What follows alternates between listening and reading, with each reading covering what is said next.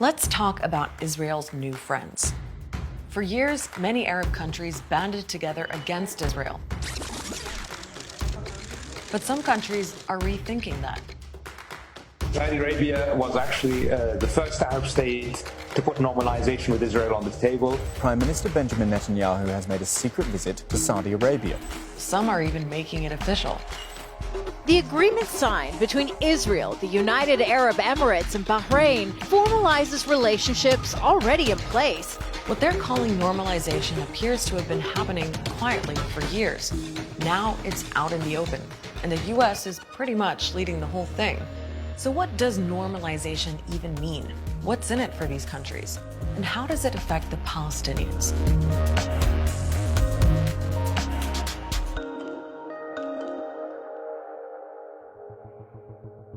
Normalization is basically diplomatic speak for two countries having some kind of formal relationship where before there was none, through things like trade deals, setting up embassies, and direct flights.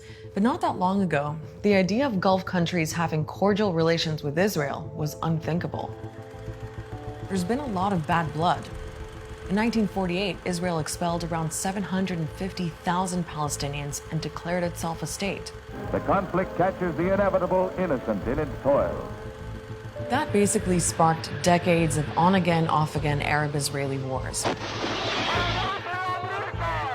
At one point, Saudi Arabia even sent in troops. Since then, the problem has been how Israel is slowly taking over Palestinian land by illegally building settlements, blockading the Gaza Strip, and militarily occupying everything else. So for as long as many can remember, Saudi Arabia has stood by the Palestinians, particularly King Salman. إن القضية الفلسطينية هي القضية الأولى للدول العربية. Together with other Arab states, the Saudis drew a line in the sand in 2002. No normalization without an end to Israeli occupation, an agreement on the establishment of a Palestinian state on the 1967 lines. But King Salman is not really in charge anymore, and his son seems to have other ideas.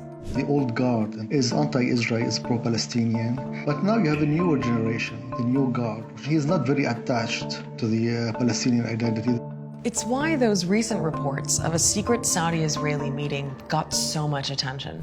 In a first-of-its-kind visit, U.S. and Israeli media say the American Secretary of State Mike Pompeo was on an official visit to Saudi Arabia when Benjamin Netanyahu flew over too. and touchdown in home. The Saudis, though, say it never happened. There's something going on. Israelis are excited to go public in this. The Americans are excited before Trump leaves. And the Saudis seems more, let's take it step by step. We have a vision where Israel becomes a normal part of the region, where it has fully normal relations with its neighbors. What we need to have that happen is for a peace deal between the Palestinians and the Israelis. Other countries are already embracing a new friendship. Bahrain and the United Arab Emirates both signed deals with Israel in 2020. A golden opportunity for peace, security, and prosperity for our region. Those who are with us today and those who will join us tomorrow, I say, Assalamu alaikum. Sudan has a normalization agreement too. So where does all of this leave the Palestinians? Well, it weakens their leaders' position to negotiate a peace deal with Israel. And for many Palestinian people, it'll just be harder to get justice or undo decades of Israeli occupation. The Palestinians are saying Israel has been rewarded for conceding nothing. نعتبره طعنة في ظهر شعبنا.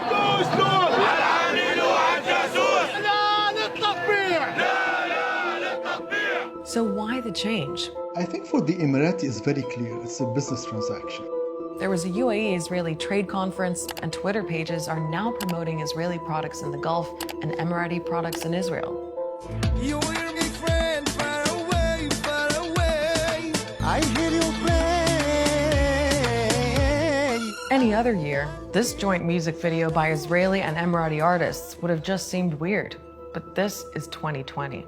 It puts Israel in a different light. It revives the ability to really openly work and openly trade with these countries. Trading with Israel would make business sense for Saudi Arabia too. But normalizing with Israel is about more than making money. It's no secret that MBS is trying to remake his own image as a modern leader. He's got a lot to overcome. Think the war in Yemen,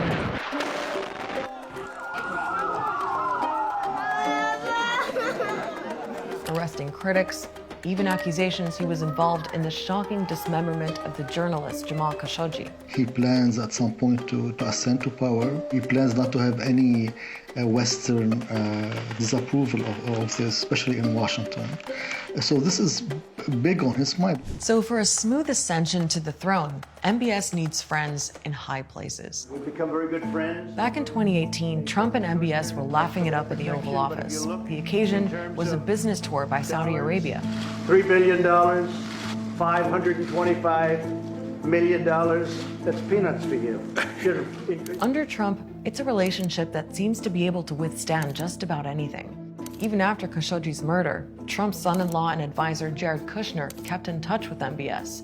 But with Joe Biden as US president, that relationship is expected to change.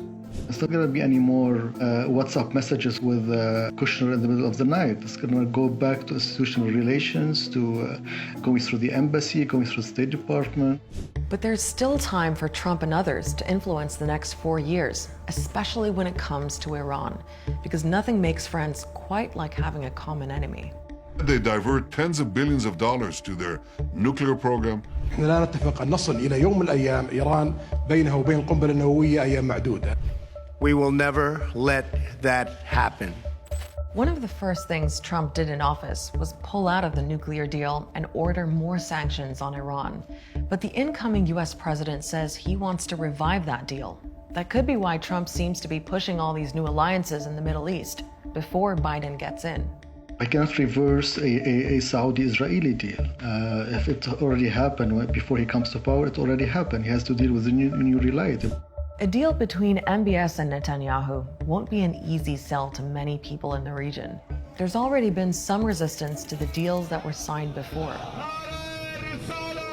Normalizing ties with Israel's Arab neighbors is a big win for Netanyahu. Saudi Arabia would be the top prize. For all of them, it's good for business. For some, it means isolating Iran. But for the Palestinians, it's a betrayal. If there's a news story or a topic you want us to explain on Start Here, get in touch by leaving a comment wherever you're watching this video.